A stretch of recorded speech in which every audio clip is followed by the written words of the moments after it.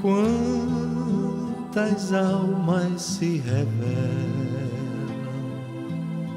no caminho que se segue, quanta alegria em tantos lábios que pedem.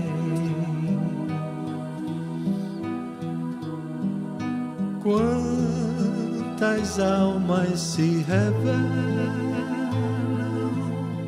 no caminho que se segue, quanta alegria em tantos lábios que pedem.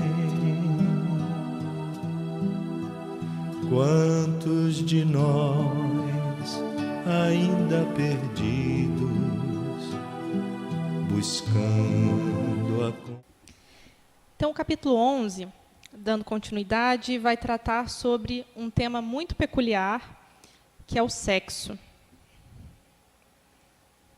Os assuntos que a gente vai tratar aqui agora envolvem a ignorância sobre o campo sexual, a força criadora do sexo, a importância do sexo na jornada evolutiva, medicina terrestre versus sexualidade e a psicologia analítica sob a ótica espírita. São temas bem complexos, bem profundos, mas que envolvem o nosso dia a dia e que a gente ainda trabalha com muita imaturidade, muita insegurança, porque ainda não é algo que nos deixa confortável, que gera muita dúvida, e é exatamente sobre isso que o André Luiz vai estar mostrando e explicando para a gente.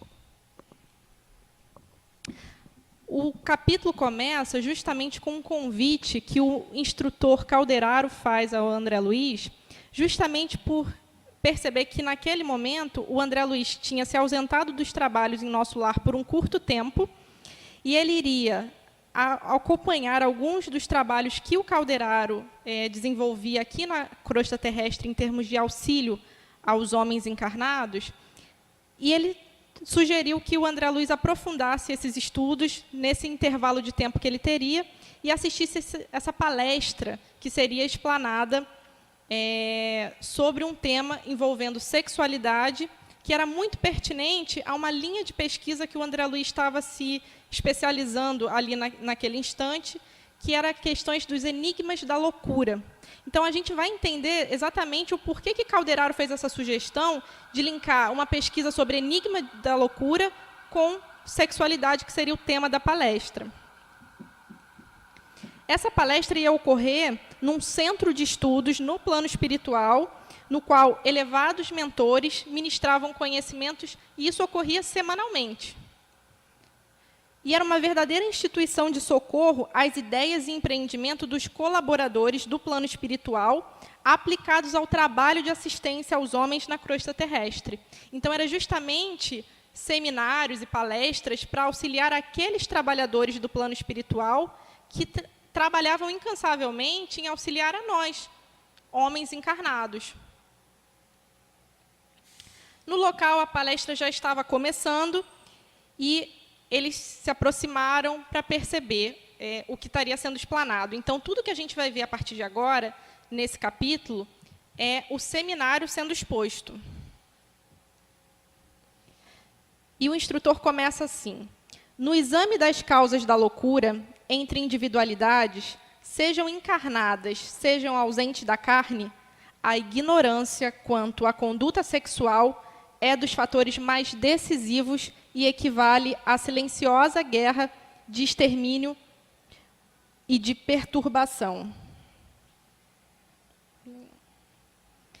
E aí ele compara, para a gente ter uma noção do quanto isso é grave, que os problemas relacionados à sexualidade em si, eles acabam levando um número de almas a se precipitarem à loucura, muitos a desencarnarem, enfim, gera um problema tão vasto quanto a peste de Justiniano, que ocorreu lá no século XI, e que, na verdade, foi assim, algo que teve um poder de devastação muito grande para a época. Cerca de 50 a 100 milhões de pessoas morreram nessa peste, né? Era a peste bubônica, que ali pegou o Império Bizantino em Constantinopla, e ela teve realmente uma repercussão muito extensa. E, nesse caso, ele compara essa devastação e ele diz que ela é insignificante diante da quantidade de pessoas que se desencadeiam e se precipitam para a loucura e para a morte por conta da ignorância em relação à conduta sexual. E aqui é só para a gente ter uma ilustração desse cenário caótico que aconteceu ali no século XI. Depois a gente também teve outras pestes, não só essa, né, a peste negra, que dizimou ali uma boa parte da Europa, da Ásia. E ele continua: inúmeros movimentos libertadores, guerras sangrentas, revoluções civis têm sido alimentadas na Terra no curso do tempo, em nome de princípios regeneradores, segundo os quais se abrem novas conquistas do direito do mundo. Então, ele mostra para a gente que o cenário de evolução do homem, ele passa por meio de todo esse tumulto. É sangrento, é violento, é instintivo, porque nós estamos progredindo, mas ainda estamos mais próximos do nosso princípio ali bem material, bem bruto, do que do próximo instante, onde nós já vamos ser movidos mais pelo sentimento, pelas ideias elevadas. A identificação dessa questão sexual está muito ainda atrelada à forma, né?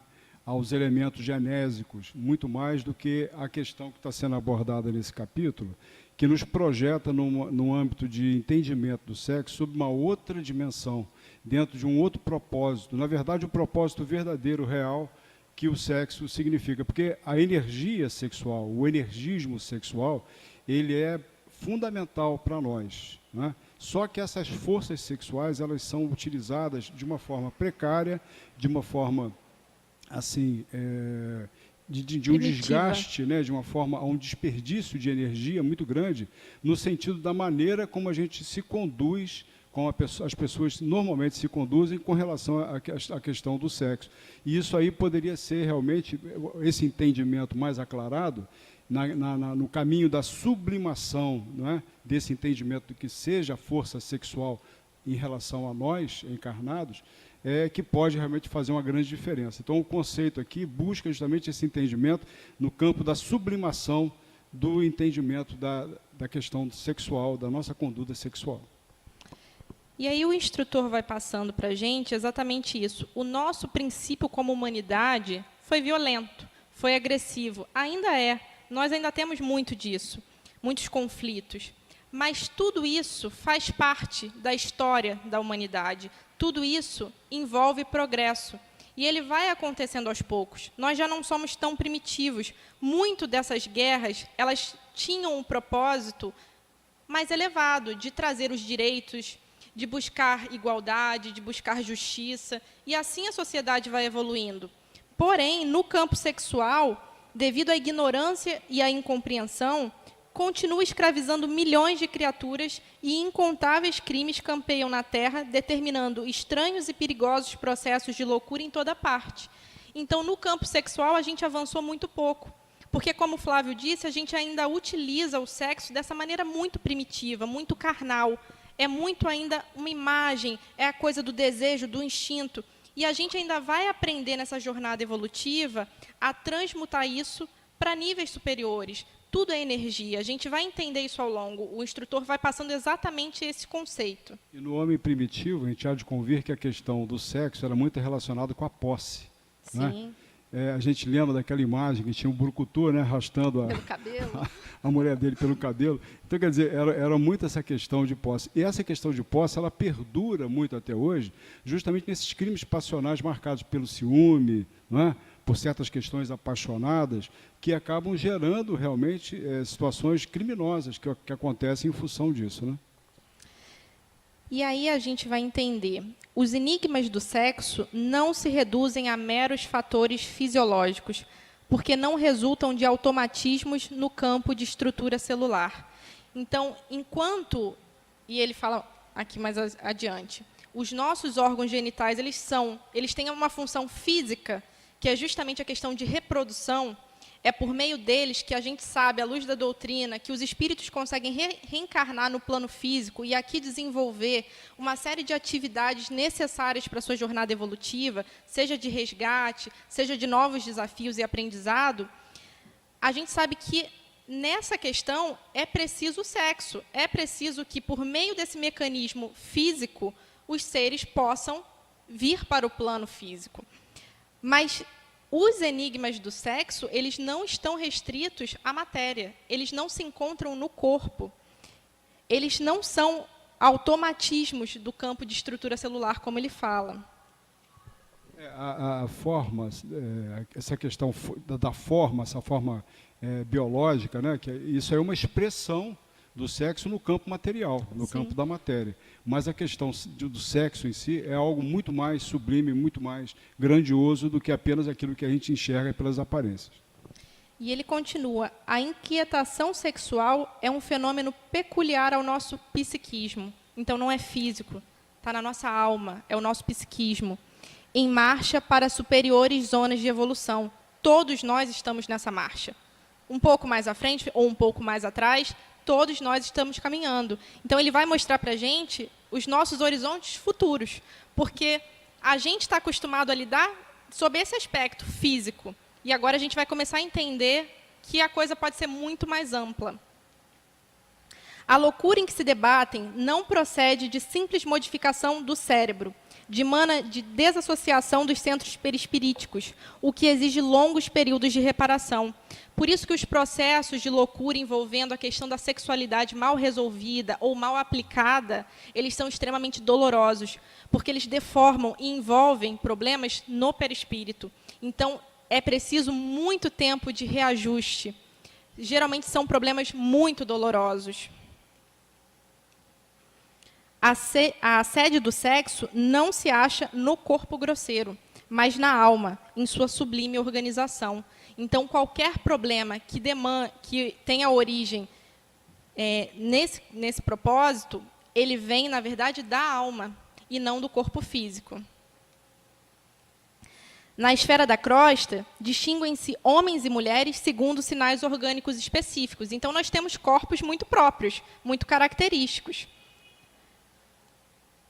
Na erraticidade, prepondera ainda o jogo das recordações da existência terrena, em trânsito como nos achamos para as regiões mais altas.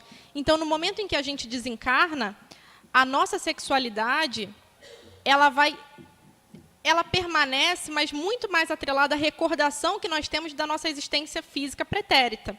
A gente sabe que o perispírito, inclusive, ele pode se moldar, dependendo do nosso grau de moralidade, de evolução, inclusive adquirir expressões de outras encarnações anteriores. Mas aqui já passa a ser uma coisa muito sutil, porque já não existe mais o corpo físico e a necessidade fisiológica da reprodução. No plano espiritual, a gente não gera novos espíritos, como a gente precisa fazer no plano terrestre para dar continuidade à humanidade. E nas esferas superiores? Nas esferas mais elevadas, sabemos, porém, que a feminilidade e a masculinidade constituem característicos das almas acentuadamente passivas ou francamente ativas. Então, o que a gente vai percebendo é que o espírito, à medida que vai evoluindo, ele vai se aproveitando de cada etapa da jornada evolutiva, de cada reencarnação e cada experiência que ele absorve nesse processo, para adquirir essas características que vão moldando o ser. Mas ele não passa a ter uma sexualidade definida como a gente entende aqui no plano físico. Ele tem caracteres de cada uma, que vão completando o ser integral. Com a variação de nossas experiências, adquirimos gradativamente qualidades divinas até lograrmos o supremo equilíbrio em Deus. Portanto, nenhuma exteriorização do instinto sexual na Terra, qualquer que seja a sua forma de expressão, será destruída, mas sim transmutada no estado de sublimação.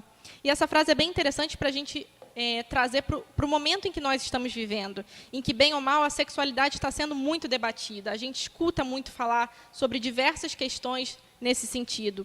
E aqui ele fala isso: nenhuma exteriorização do instinto sexual na Terra, qualquer que seja a sua forma de expressão, será destruída, mas transmutada. Nós ainda vamos entendendo como lidar com isso, nessa intenção de chegarmos a esse supremo equilíbrio com Deus. Estimulada pela força criadora do sexo, e aí reparem nessa expressão que ele usa, a força criadora do sexo, a coletividade humana avança vagarosamente. Nós, às vezes, somos muito apressados, nós vivemos um momento em que tudo é instantâneo, tudo está diante das nossas mãos o tempo inteiro. Então, a gente acha que a humanidade tem que evoluir e avançar e chegar no próximo estágio do dia para a noite. E nada na história do curso da evolução humana foi nessa velocidade. Tudo evolui lentamente, porém, de maneira contínua. Então, daqui para frente, a jornada continua, a evolução continua, mas de maneira vagarosa, para o supremo alvo do divino amor. Nos povos primitivos, a eclusão sexual, como o Flávio já tinha comentado, primava pela posse absoluta.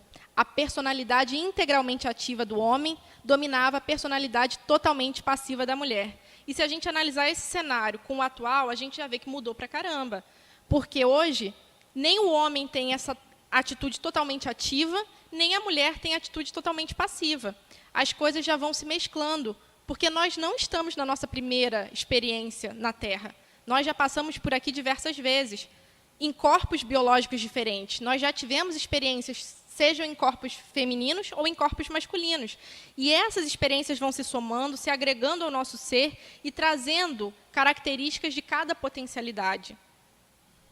A gente há de lembrar também que a junção dos sexos, a conjunção carnal, propiciou com todo esse processo de evolução, desde a taba, das tribos primitivas, até a gente ter a constituição das famílias, né? A condição de você ter a constituição das famílias e dos lares, nos objetivos grandiosos que a família tem com relação ao nosso desenvolvimento moral,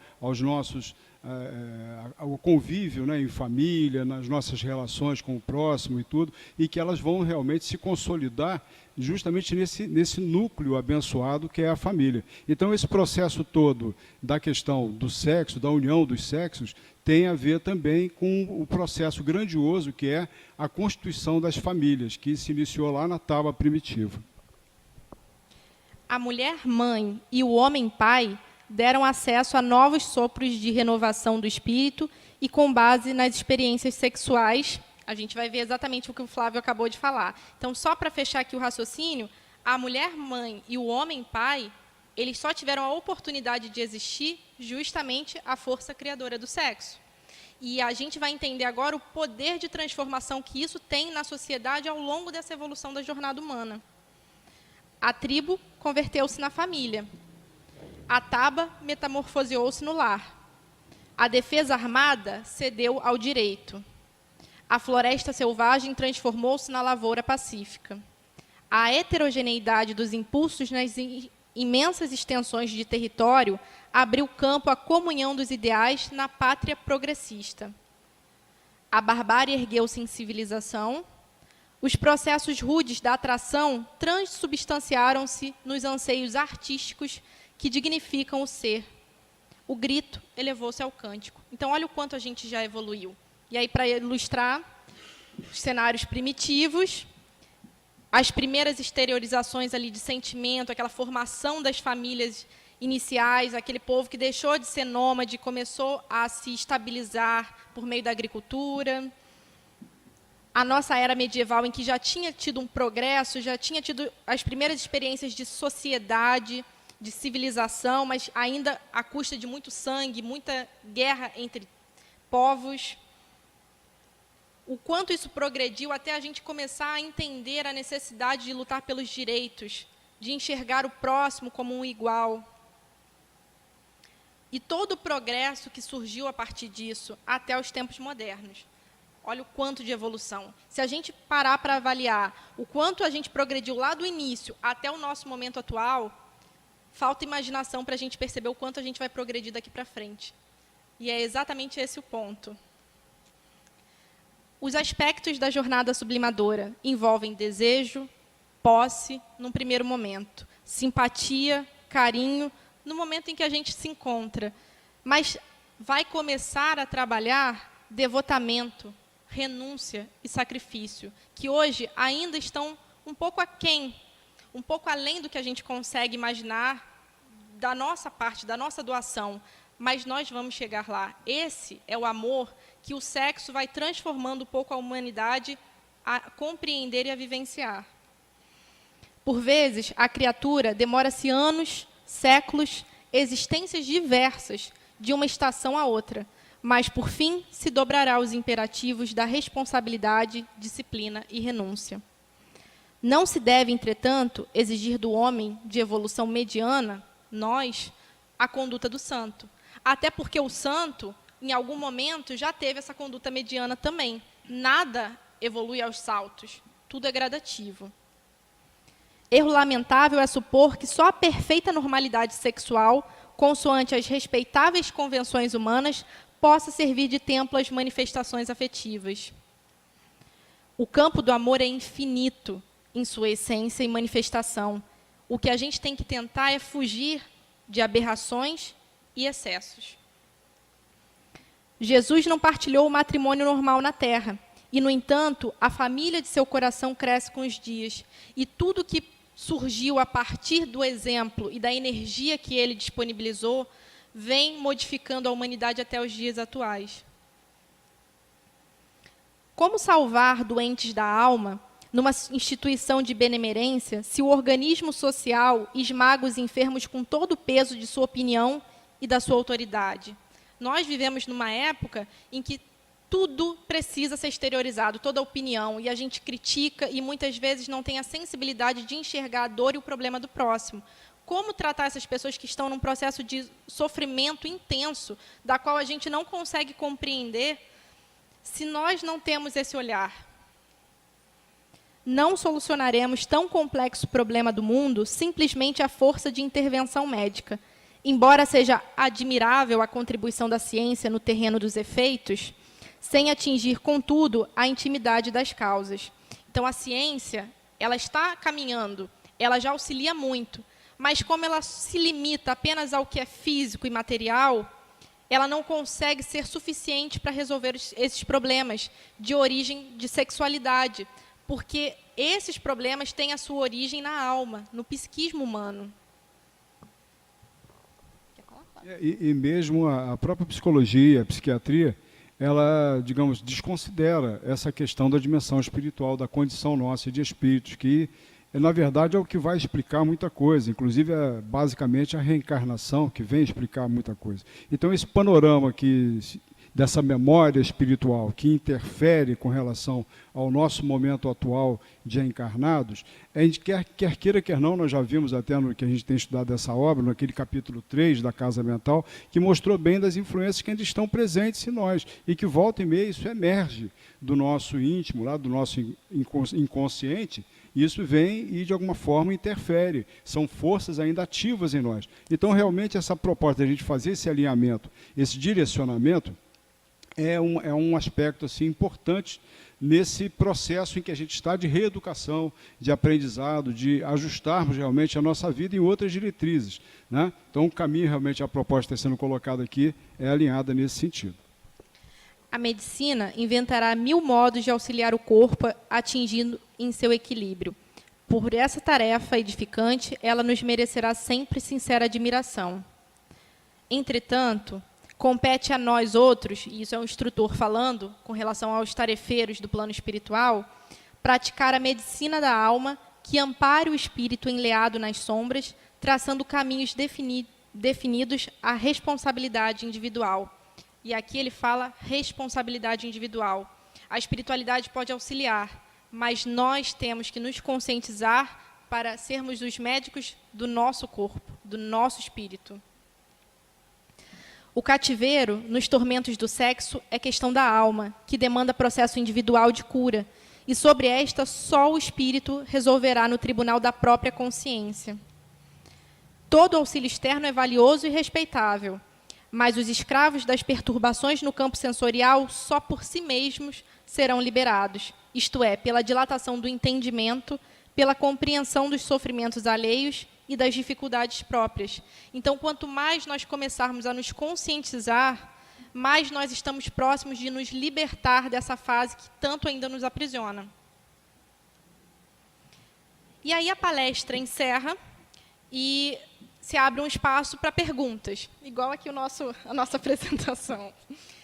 E aí vários dos assistentes que estavam ali fizeram perguntas, mas um em especial, o André Luiz registra, que tenta entender melhor a questão da psicologia analítica terrena nesse contexto de auxílio às doenças da loucura, que, na verdade, estão vinculadas ao sexo e à sexualidade, e como que a ciência atual consegue lidar com isso. E ele cita que a base para todos os tratamentos, todas as linhas de pesquisa, se baseiam, seguem a referência de Sigmund Freud, que fala basicamente que quase todas as perturbações psíquicas se radicam no sexo desviado. E isso gerou duas correntes principais dos seus seguidores, que falam, uma delas, todos nós somos portadores do desejo inato de se darem importância, o qual os compele a manter impulsos primitivistas de dominação. Já a outra corrente, baseada nos pensamentos e nas teorias de Freud, diz que todos nós, como humanidade, somos repositório de todas as experiências da raça, trazendo consigo vasto arsenal de tendências para linhas de pensamento. E aí ele quer saber, com relação a essas linhas, essas correntes, como isso pode ser aplicado com relação ao tratamento desses pacientes envolvendo essas questões de loucura. As três escolas se identificam, possuem certa dose de razão, esclarece o instrutor, e resolvem, em parte, os enigmas do psiquismo humano. Porém, falta-lhes o conhecimento básico do reencarnacionismo, como Flávio já havia dito, para solucionar integralmente as questões da alma. A partir do momento que a gente não leva em consideração que nós somos seres já com uma bagagem pretérita, constituída de erros e de acertos, a gente ignora a origem do problema. E aí fica complicado tratar só na esfera física, porque aquilo ali é a ponta do iceberg. Existe muito mais por trás que, em determinados momentos, emerge. E a gente não sabe lidar com isso. Não podemos afirmar que tudo nos círculos carnais constitua sexo, desejo de importância e aspiração superior. No entanto, chegados à compreensão de agora, podemos assegurar que tudo na vida é impulso criador. Então, aí a gente vai ver aquela força criadora do sexo. Ele envolve, mais um aspecto do processo de criação de Deus. Tudo tem o impulso criador. Esse direcionamento apenas para a questão genésica limita muito o aproveitamento dessas forças. E elas são forças basais, que elas se distribuem por todos os centros nervosos, os centros de força que nós temos, né, psíquicos.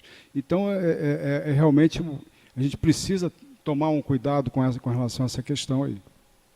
Até mesmo com relação a um olhar mais tolerante. A gente não tem ideia do sofrimento que essas pessoas passam. O André Luiz cita, acredito que seja Nosso Lar, que ele não pôde entrar naquele momento inicial em que ele estava começando a entender como funcionava a assistência no plano espiritual, ele não pôde entrar em algumas partes da enfermaria, porque era onde ficavam os espíritos que sofreram processos, chegaram a processos de loucura por meio da sua utilização errada, ou abusiva, ou excessiva, da sexualidade enquanto encarnados. E explicaram para ele que era um dos processos mais dolorosos e que ele ainda não estava pronto para lidar, para enxergar, para entender aquilo. Então, olha o quanto que isso é tratado com seriedade no plano espiritual. São sempre as faculdades criadoras, herdadas de Deus, em jogo permanente nos quadros da vida. Todo ser é impulsionado a criar, na organização, conservação e extensão do universo. Só que nós ainda não sabemos essa extensão do poder criador do sexo. A gente ainda se limita muito ao ciclo físico e carnal. A gente está entendendo aqui, pelo que foi explanado, que o sexo tem o poder de promover a evolução da jornada humana, da história da humanidade. Tudo isso porque nós temos esse poder criador em nós. Nós somos co-criadores com o Pai, e à medida que nós vamos ganhando consciência, vamos utilizando isso de maneira muito mais ampla. Evolução, aperfeiçoamento, responsabilidade, reparação e eternidade. É a nossa jornada. Distribuamos a bênção do entendimento entre os homens, fazendo-lhes sentir que a natureza oferece oficinas de socorro e trabalho renovador, que permanecem abertas a todos os filhos de Deus. Esse é o caminho para a nossa regeneração. A partir do momento que a gente se conscientiza do nosso problema, a natureza oferece a todos oficinas de socorro e trabalho, aperfeiçoando-lhes os sentimentos, sublimando-lhes os impulsos. A construção da felicidade real não depende do instinto satisfeito. Eu acho que isso é o pensamento que a gente tem que começar a trabalhar para se desvincular dessa questão. O amor espiritualizado é a chave capaz de abrir as portas do abismo para onde rolaram e rolam milhares de criaturas todos os dias. Todos os seres nasceram no universo para amar e serem amados. Que a gente possa compreender a extensão desse amor. E assim a gente encerra esse primeiro capítulo e passamos logo para o próximo, que vai tratar de uma estranha enfermidade. Os assuntos abordados vão envolver esquizofrenia e medicina terrestre, análise dos sintomas do doente sob a ótica espírita, e isso que é o bacana da obra do André Luiz, e a justiça divina e resgate. E, nesse momento, o André Luiz é convidado por Calderaro a acompanhar uma das visitas do trabalho de assistência que ele desenvolvia, e era visitar a casa de Fabrício, que era um senhor rico e idoso, encarnado, que padecia de esquizofrenia. A casa era extremamente suntuosa, porém Fabrício era um senhor já de idade, em extrema agonia. Quando eles chegaram naquele ambiente, eles viram que tinha uma trabalhadora da esfera espiritual ali acompanhando e assistindo aquele senhor, mas que ele estava completamente atônito e distante da realidade ao seu redor.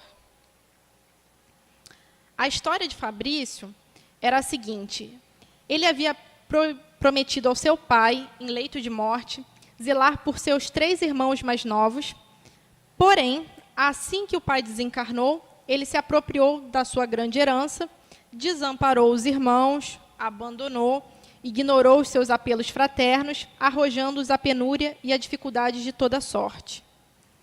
2 deles morreram em um sanatório pela tuberculose de maneira bem indigna, que os surpreendeu com excessivas tarefas noturnas. Eles tiveram que trabalhar porque eles foram abandonados, trabalharam demais, ficaram doentes e morreram em completo descaso.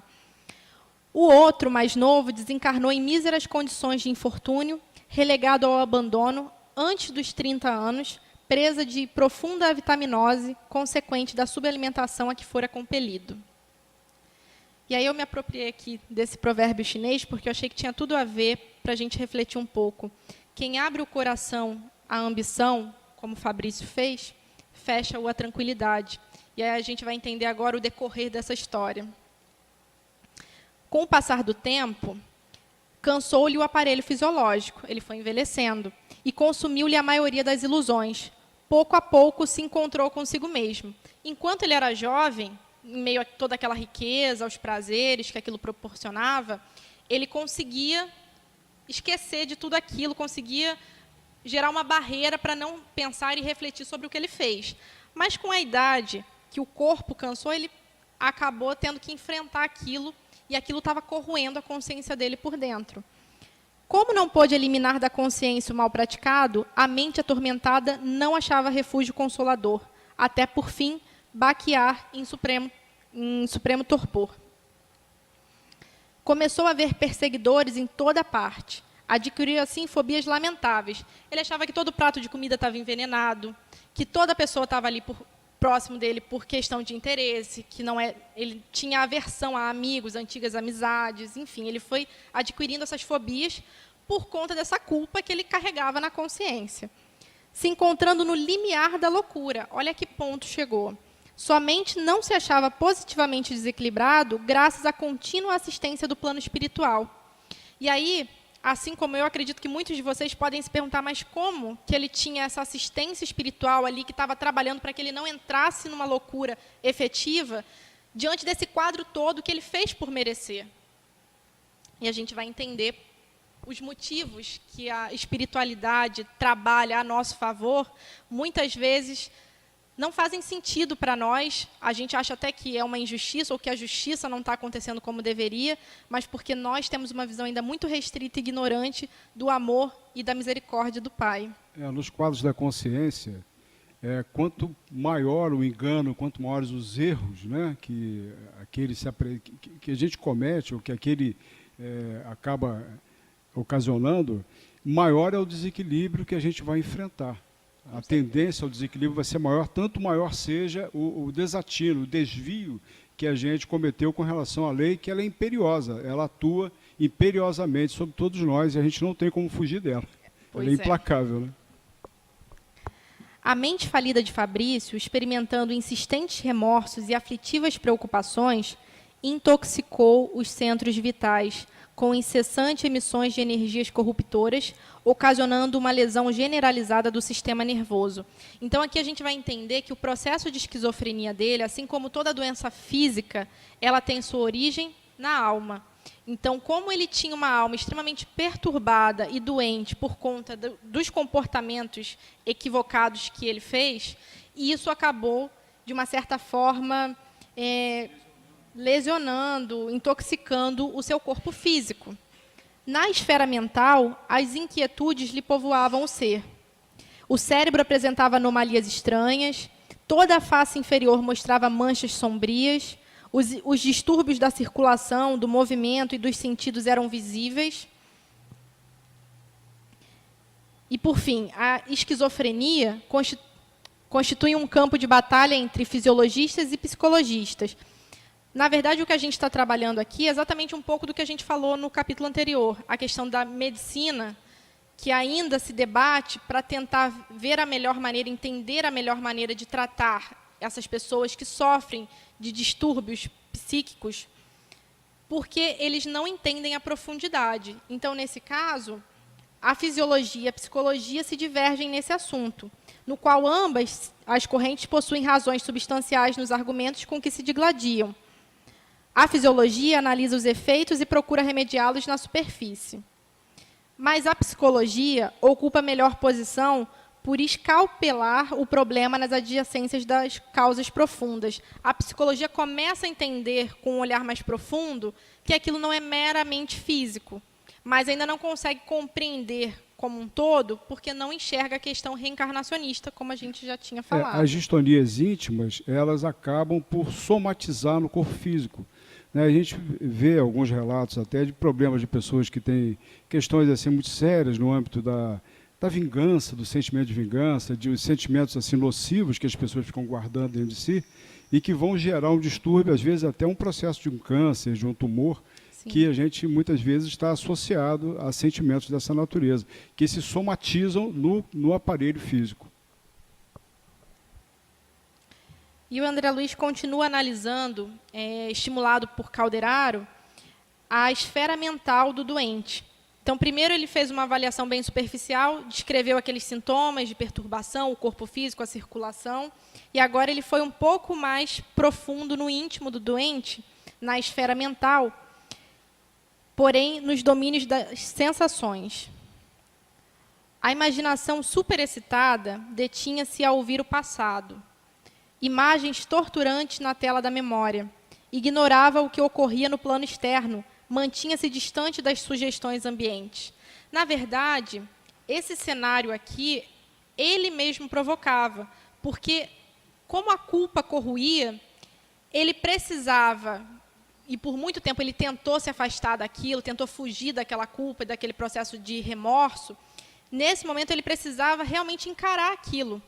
Aquilo estava corroendo ele de uma certa forma que não dava mais para negar. Então, ele acabou se isolando do mundo externo e teve o seu foco para o seu íntimo, justamente para se enfrentar com aquela culpa que não o largava. E aí a gente vai retomar aquele capítulo que a gente viu há 2 encontros atrás, que foi o da casa mental, que vai ser citado o restante do livro inteiro, porque realmente é uma imagem muito clara para a gente entender os processos da nossa mente, como o nosso psiquismo funciona. Então, a mente atormentada de Fabrício não achava refúgio consolador. Por quê? Lembra daquele modelo de casa mental, que eles falam que a nossa estrutura é como se fosse uma casa de 3 andares, onde o primeiro andar é o nosso subconsciente e remete ao passado, ao nosso automatismo, nosso primitivismo, e os hábitos. Quando Fabrício se voltava ao passado, ele rememorava o pretérito e esse lhe exigia reparação. No segundo andar da nossa casa mental, que é o consciente e o momento presente, é o esforço, a vontade, a ação, ele não obtinha tranquilidade para se manter no trabalho sadio. O corpo físico dele já não estava mais respondendo como forma de obrigar que ele se isolasse do momento presente e se voltasse para o pretérito. E o terceiro andar, que é o superconsciente, o futuro, que são os nossos ideais e as nossas metas, o nosso campo de aspiração superior, quando Fabrício tentava se voltar para ele, erguendo-se, desejoso de orar ao Pai, aspirar novas ideias, novos ideais, ele era surpreendido por dolorosas advertências no sentido de correção da falta cometida. Para os familiares e amigos, Fabrício era um esquizofrênico, incapaz de resistir às aplicações do choque insulínico em virtude do coração frágil e cansado. Mas, para a espiritualidade, era um companheiro acidentado na ambição inferior, curtindo amargos resultados de seus propósitos de dominar egoisticamente na vida. Então, olha o olhar fraterno. É aquele olhar que não julga, não critica, mas acolhe, porque sabe que todos nós somos dignos desse olhar caridoso por termos as nossas faltas também. No caso de Fabrício, funcionariam em vão as terapêuticas em uso. O espírito delinquente pode receber os mais variados gêneros de colaboração, mas será imperiosamente o médico de si mesmo. Nada do que fizessem iria resolver o problema dele. O André Luiz até em algum momento questiona, mas então por que a gente está aqui, se não tem o que fazer no caso dele? E aí, Calderaro explica, os criminosos podem por muito tempo escapar ao corretivo da organização judiciária do mundo. No entanto, mais cedo ou mais tarde, vaguearão perante os seus irmãos em humanidade, em baixo terreno espiritual, representado no quadro de aflições punitivas. Ele mesmo estava se punindo, ele mesmo estava sofrendo, se causando todo aquele sofrimento e todo aquele mal. A esquizofrenia que ele ora tinha era causada pela própria intoxicação que ele promovia ao corpo. Então, não existe um castigo divino, existe consequência que nós nos aplicamos justamente por ficar de frente com a nossa consciência e entender o mal que nós causamos, a dor que isso inflige, tanto aos outros quanto a nós mesmos. Porém, Fabrício desposou uma criatura, credora do amparo celestial, que lhe deu 3 filhos, dos quais ele se consagrou nobremente, instruindo e encaminhando-os. Presentemente, eram 2 professores e um médico, dedicados ao ideal superior de servir ao bem coletivo. Isso mostra que nenhum de nós é somente mal ou somente bom. A gente tem um pouco de tudo, nós somos seres profundos. Então, o que a gente faz de ruim, nós precisamos sim resgatar e reharmonizar. Mas o que nós fazemos de bom e de bem é levado em consideração, nada é esquecido na justiça divina. E ele recebia, por isso, do alto, o socorro de agora, que mesmo seu caso físico sendo irremediável, lhe proporcionaria uma morte digna, dentro de poucos dias, impedindo de chegar a enlouquecer definitivo antes da morte, preparando para o futuro de reajustamento. Então, graças às orações dos familiares, da esposa, dos filhos, graças a esse bem que ele fez para eles, porque ele criou esses filhos longe do egoísmo, longe da ambição, ele preparou esses filhos dignamente para a vida. Então, isso tudo, nesse momento, era o que estava sustentando para que ele realmente não entrasse em colapso e enlouquecesse antes mesmo de morrer, mesmo a morte estando próxima. E a espiritualidade estava ali justamente para garantir uma morte digna para ele. E o seu processo de resgate já havia começado. Ele possuía um único neto, Fabricinho, com cerca de 8 anos.